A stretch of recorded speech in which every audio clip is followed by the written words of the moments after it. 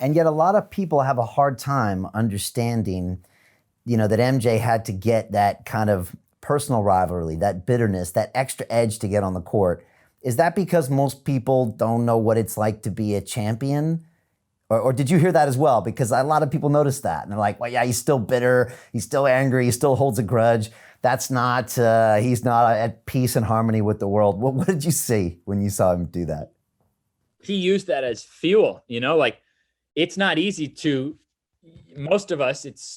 It's so easy because we're still striving for a goal, I think it's almost like the most dooming thing for a person to actually reach your end goals, because it's like, now what do you do? I think it would be so easy to spiral into depression, believe it or not. Like, I know that's the weirdest thing to say, because we all think once we get here, we'll be happy. Once we get here, we'll be happy.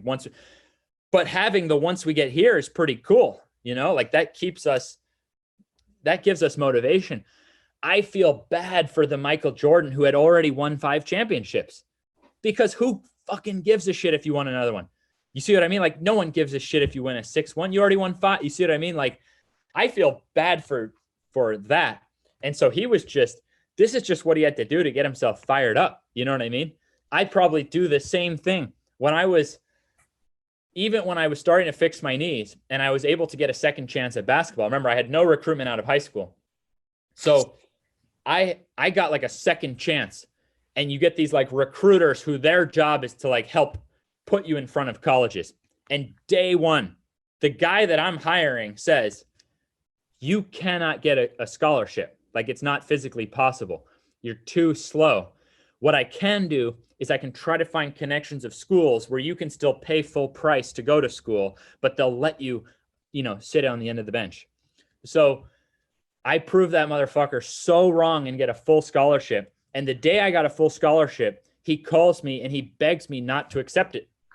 Begs me not to accept the full scholarship, because he says, in his words, I know that coach, you're never going to play a minute for him. So you're wasting college if you go play for this guy, that you're never going to get a minute.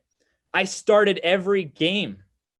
I led the team in minutes. So is that going to fire me up next week when I go to a court to throw down some dunks, to teach kids the value of landing equally well on either side?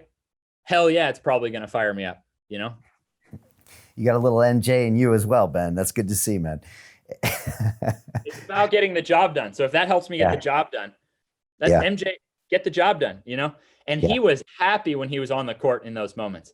I only feel bad for him now. He looked so happy when he was just like in it, being it. You know what I mean? The tough thing, I think, for him was matching how high he felt on the court with regular life, with not being an athlete anymore. That's brutal to throw at someone.